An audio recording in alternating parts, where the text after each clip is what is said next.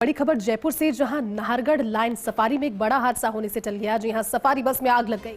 Line safari में RJ14 PG 5638 ये बस का नंबर, जिस बस में अचानक से धुआं नजर आया। धुआं छोड़ते हुए ये बस दिखाई दी। ऐसे में बस में सवार पर्यटकों को उतारा भी नहीं जा सकता था, क्योंकि उसी समय शेर का आसपास में खुले में मूवमेंट था। स्थिति गंभीर होने पर वन विभाग ने मिनटों में रेस्क्यू ऑपरेशन शुरू किया। टीम ने पूरी सतर्कता के साथ पर्यटकों को दूसरी बस में मदद से सुरक्षित निकाला। आग पर तेजी से काबू किया गया, नहीं तो किसी पर्यटक को चोट या फिर वन्यजीव को इससे नुकसान हो सकता था। इसलिए देवेंद्र सिंह राठौड़ की अगुवाई में स्टाफ की त्वरित कार्रवाई ने एक बड़ा हादसा होने से रोक दिया।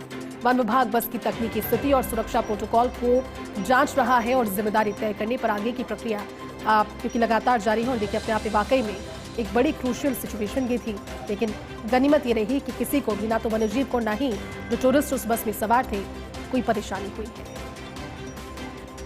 चलिए, एसोसिएट एडिटर निर्मल तिवारी जुड़े हैं हमारे साथ।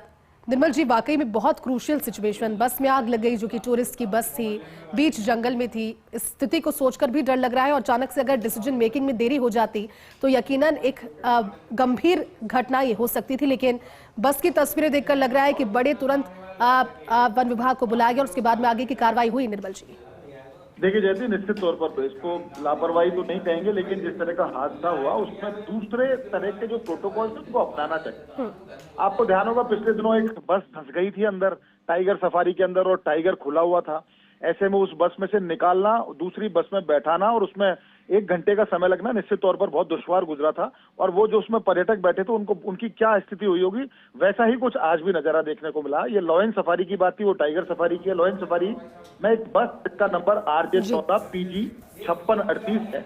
इस बस में पर्यटकों से खचाखच ये बस भरी हुई थी। अचानक इसमें बीच सफारी के अंदर इसमें अचानक धुआं उठने लगा और जोर जोर से पर्यटक चिल्लाने लगे। खास बात देखिए, उस समय जो नाहरगढ़ वाइल्ड पार्क का जो खासकर वहाँ के ACF है देवेंद्र सिंह राठौड़, या वहाँ जो रेंजर है शुभम शर्मा, वो मौजूद वहाँ पर नहीं थे। उनको सूचना दी गई। सूचना देने के बाद उन्होंने तुरंत वहाँ का जो स्टाफ था उसको कार्रवाई के लिए भेजा कि बस को तो न केवल, क्योंकि इस समय भी खास बात देखिए कि इसमें जो शेर था अंदर वो खुला हुआ था।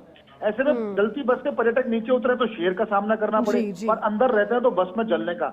लेकिन गनीमत ये रही कि टाइम से वहां पर टीम पहुंची। उसने दूसरी जो बस थी उस बस के अंदर उनको शिफ्ट किया। किसी भी पर्यटक को किसी तरह की चोट नहीं आई। मिनटों में रेस्क्यू ऑपरेशन भी पूरा कर लिया गया। लेकिन खास बात देखिए, पूरे नाहरगढ़ वाइल्ड पार्क में ऐसा लगता है कि लापरवाही इंतहा।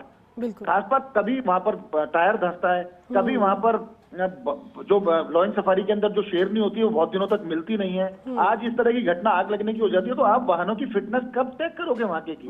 अगर बस की ये हालत थी, उसमें हालांकि बताया जा रहा है शॉर्ट सर्किट से आग लगी, लेकिन आप बसों की फिटनेस कब चेक करोगे? मैं खुद पे कई बार बैठा हूं, मैंने देखा बसों की स्थिति बहुत खटारा है। कई बार तो ऐसा लगता है जाली निकल नहीं जाए, इसकी जाली निकल गई तो शेर या टाइगर सफारी में अगर कोई बाघ उसके अंदर आ गया तो पर्यटकों का क्या होगा? तो निश्चित तौर पर लापरवाही इस मायने में कही जा सकती है कि बसों की फिटनेस को चेक किया जाए, उनकी नियमित मॉनिटरिंग की जाए। और मैंने पहले भी कहा था कि एक ऐसा, जब ऐसी स्थिति बनती है, जब रेस्क्यू करना होता है, जब कोई बस खराब होगी, पर्यटक वाहन खराब हो गया, और ऐसे में अगर वन्यजीव अंदर खुला हुआ है, खासकर शेर या बाघ, तो ऐसे में आप उसको कैसे रेस्क्यू करोगे? पर्यटकों को उसके कॉरिडोर कैसे बनाया जाए, उनको ट्रेनिंग कैसे दी जाए, उनके पास इस तरह की इक्विपमेंट हो कि वहां उसको वाइल्ड लाइफ को तुरंत वहां से दूर किया जा सके। बहुत सारी बातें हैं, क्योंकि आज की घटना निश्चित तौर पर ये बताती है कि सब कुछ ठीक नहीं चल रहा है नाहरगढ़ वाइल्ड पार्क में। तो निश्चित तौर पर वहां सुधार की जरूरत है। खासकर जब तक आप पर्यटक अगर वहां सुरक्षित नहीं है, तो आप अगर सफारी करा रहे हो तो उसके कोई मायने नहीं है। ऐसे में निश्चित तौर पर जिम्मेदार अधिकारियों की जिम्मेदारी भी तय करनी चाहिए, और साथ साथ उन लापरवाह बस संचालकों की या पर्यटक वाहन संचालकों की जिनके वाहनों की प्रॉपर तरीके से फिटनेस नहीं है,